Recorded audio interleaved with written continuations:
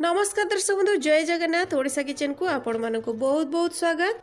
आज मुझे नहीं आसी आपण मानक फूलकोबी रे तैयारी बरा आ ता सहित आनी गोटे चटपटा चटनी रेसिपी।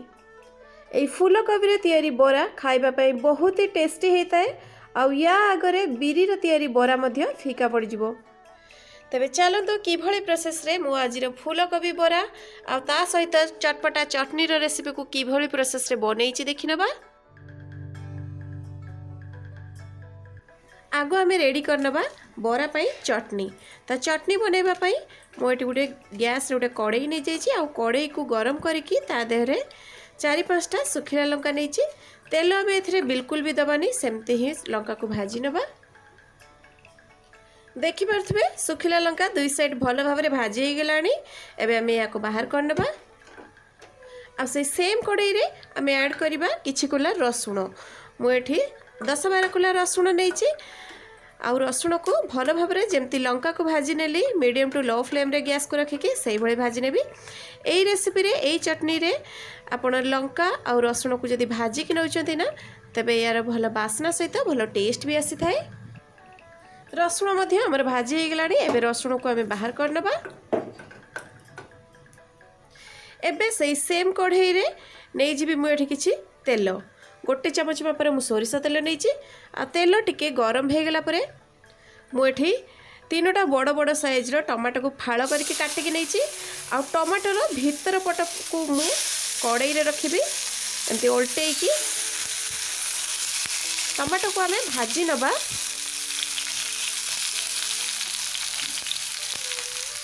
भल भाव टमाटो सिझिबा पई तापरे मु लूण किछि दे देउची। आ गैस फ्लेम को मीडियम रे रखिकी मु 2-3 मिनिट पाई घोड़नी लगे कि सिझिबा पाई छाड़ी। 2-3 मिनिट पर घोड़नी मु खोली दउची। आ गोटे साइड टमाटो पूरा भाजी हो गलानी। एबे आउ गोटे साइड को हमें उल्टई देबा।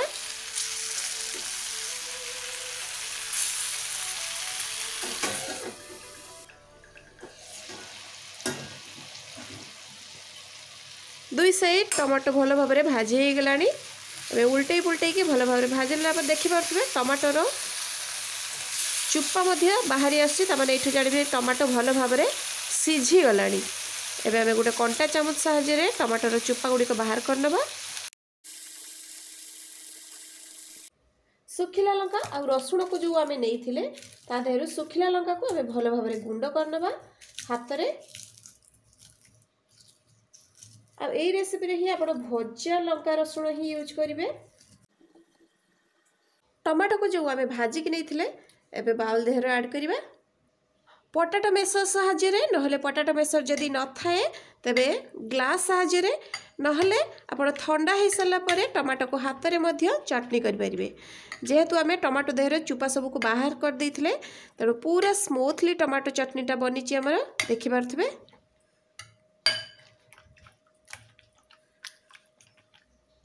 टमाटो को भल भाव चकटी नहीं सारा पर देहरे मु ऐड करी गोटे मीडियम साइज रो पियाज जहाँ को कि मु पूरा छोट छोट करके काटी नहीं। अल्प किछि धनिया पत्र मुझे कंचा लंका को काटिकी नहीं। आपण जदि छोट पिला खाऊथबो तबे कंचा लंका स्किप करि परिबे काईना आमे आगरु सुखिला लंका ऐड करथिले। हाफ चामच मु नहीं भजा जीरा गुंड। भजा जीरा गुंड ई चटनी रे निश्चय ऐड करिवे, भल टेस्ट आसीबो। भजार तो आमे लूण देइथिले तेणु लूण देखिकी देबे। आउ लास्ट रे ऐड करी मु किछि कंचा सोरिष तेल। सोरिष तेल ऐड कर देकी भल भाव चटनी को आमे मिसई नबा। सोरिष तेलटा टमाटो चटनी रे निहाते ऐड करिवे। आउ एई चटनी को आपण भात रे खाई परिबे, रुटी सहित मध्य खाई परिबे। जदि भात रे खाउचंती ना तबे 2-3टा बड़ी को चूरी की एथिरे निश्चय ऐड करिवे, भल टेस्ट पाइबे। रेडी हो गला हमर चटनी। चटनी को एबे आमे कर देबा साइड जिबा बरा बनैबा प्रोसेस को। बरा बनैबा पई मु एठी 250-300 ग्राम रो फूलकोबी को नेइची। आ फूलकोबी को मु भल भाव काटिकी गरम पानी रे 5-10 मिनिट पई भिजै नेइथिली। जहाँ फल रे कोन हबो ना फूलकोबी देहरे जदि पोक थाए तबे ता बाहरी जिवो। फूलकोबी रे आपण जे कोनोसी भी रेसिपी बनातु ना काहे कि ए गरम पानी रे किबा उषुम पानी करके निश्चय पकेइबे फूलकोबी को। तो फूलकोबी को एबे मु ग्रेट कर नेबी। आपण पाखे जदि ग्रेटर नहीं तेबे फूलकोबी को छोट छोट काटिकी पल्स मोड रे ग्राइंड करि परिबे। देखिपे फूलकोबी को यही प्रोसेस रे ग्रेट कर नहीं पूरा छोट छोट करके एपटे नहीं गोटे कड़े गरम हो गलानी ता देहरे मु ऐड करी 2 चम्मच मापर तेल तेल हल्का गरम हो गले मु ऐड करी 1 चम्मच गोटा जीरा जीरा फुटी हो गला परे मुझे नहीं 1/2 चम्मच जुआणी 1 बड़ चम्मच धला राशि निश्चय ऐड करेंगे कहीं भल टेस्ट सहित भल बास्ना आसता है आ भल देखा या किसी समय भाजी नवा सेत पर्यंत भाजबे जिते पर्यंत तादेर गोटे बढ़िया बास्ना न बाहरी राशि जीरा जुआणी भल भाव में भाजी गला तादेर आम ऐड करवा पानी मुझे यही बाउल रे 2 बाउल पानी नौची पानी ऐड कर सारा पर गैस फ्लेम को हाई रे रखिबा नौची बेची आंब कषि अदा को छेचिकी 1 चम्मच चिल्ली फ्लेक्स 1/2 चम्मच लुण सब को ऐड कर सारा पर पानी को आमे फुट आसापी छाड़ा हल्का फुट आसीगला ता देहरे ऐड करवा आम जो फूलकोबी को ग्रेट करके रखी ताको ऐड करदबा घोड़णी बिल्कुल भी लगेबानी फूलकोबी को सही भाई प्रोसेस रे अल्प फुटापी छाड़ा फूलकोबी गोटे फुट आसीगला एठी मु नेइची 1 गिना सुजी 2 गिना मु पानी नहीं थी तो से अनुसार मु 1 गिना सुजी देउची सुजी को आपण अल्प अल्प ऐड करेंगे आमती चलई चलिए जहाँफल कौन हम ना सुजीर गोटली बांधबनी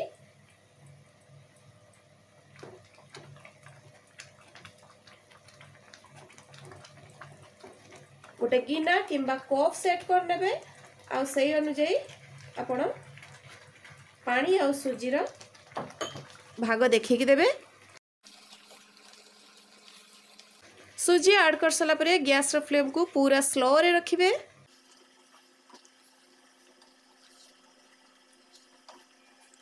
सुजी भल भाव में पानी देहरे सोख हो गला गोटे जंतणी भाया करिकी गैस फ्लेम को बंद करदे आ 5 मिनिट घोड़णी लगे छाड़देवे घोड़णी लगेवा फल कौन हम ना ता भितर जंतणीटा भल भाव में कुक हो 5 मिनिट पर आम ये सुजीर जंतणी को गोटे थाली को बाहर करनबा आउ अल्प टिके ठंडा करनबा अधिका ठंडा करें जस्ट उषुम करने जमती कि हाथ में धरी होउथबो एबे या देहरे मु ऐड करी गोटे मीडियम साइज रो पियाज पूरा छोट छोट करके काटिकी नहींची आउ किछि धनिया पत्र आउ भृसुंगा भृसुंगा पत्र देहरु आपण जोटा गोटे मध्य नेले चलिबो एबे आमे याको भलो भाव में मिसई नबा पूरा गोटे स्मूथ डो रेडी करनबा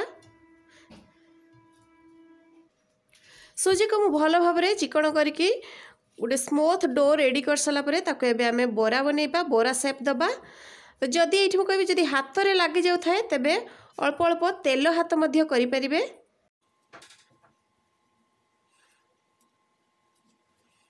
बोरा जो आपण बनैबे 2 हाथ रे आगे भल के चिकन करके बॉल को रेडी करिवे जेमती क्रैक बिल्कुल भी न रही जाए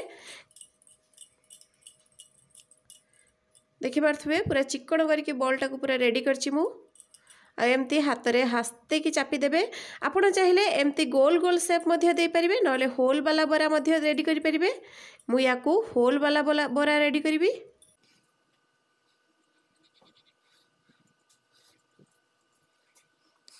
बोरा को अधिक मोटा करिबेनी किबा अधिक पतला करिबेनी देखि पारथुबे केते सुंदर बोरा मोर बनी की रेडी हो गला तो सब को मु बोरार सेप दे दीची आउ याकू आपण 8 ରୁ 10 दिन पर्यंत फ्रिज रे एयर टाइट कंटेनर रे स्टोर करके रखि परिबे पटे नै जिबा गुटे कड़ई आउ कड़ई गरम होला परे ता देहरे ऐड करबा तेल एठी हमें छाणीबा पई तेल नबा तेणु कड़ई रे चेष्टा करिवे अधिक तेल नबा पई जेमती बोरा सब बेले बुड़ी की रही कि तेल रे छाणी होइबो तेल भल भाव में गरम है कि नहीं आमे प्रथमे चेक करनबा एठी तेल को अधिका गरम करिवेनी किंबा अधिका ठंडा अवस्था रे मध्य पकेइबेनी देखिकी जानि परथबे आपण तेल भल भाव में गरम हो जाइछि एबे आमे तेल रे गोटे गोटे बोरा को ऐड करबा अधिका गहली करके पकेइबेनी बोरा को नहले बोरार शेप खराब हो जिवो अधिका तेल ठंडा थिबा अवस्था रे पकेबेनी कहीं बरा अधिका तेल टाणी नब। 2 ରୁ 3 मिनिट पर गोटे साइड रो बरा भल भाव कुक हो गला परे आमे आउ गोटे साइड को उल्टई दबा आ दुई साइड को भल भाव कुड़मुड़िया करके छाणी नबा। दुई साइड बला भल भाव रेडी हो गलानी। एबे मु ताकू तेल रू बाहर करी आनिबी। रेडी हो गला हमर फूलकोबी बरा। देखि पारथुए बहुत ही सुंदर देखा जाउची, पूरा गोल्डन कलर बनीची। तो मु निश्चय चाहिए आपण मैंने यही भली प्रोसेस रे घरे रेडी करंतु फूलकोबी बरा आ खातु आपण मानक मतामत मो सहित शेयर करंतु। आशा करुच्ची रेसिपीटी आपण मानक निश्चय पसंद आसथिबो। जदि पसंद आसथाए ताहले प्लीज लाइक करिवे, शेयर करिवे, जदि सब्सक्राइब करि नाहंती ताहले सब्सक्राइब कर देबे। तो रहुची पुणी देखाबा आ गोटे नुआ वीडियो सहित। जय जगन्नाथ।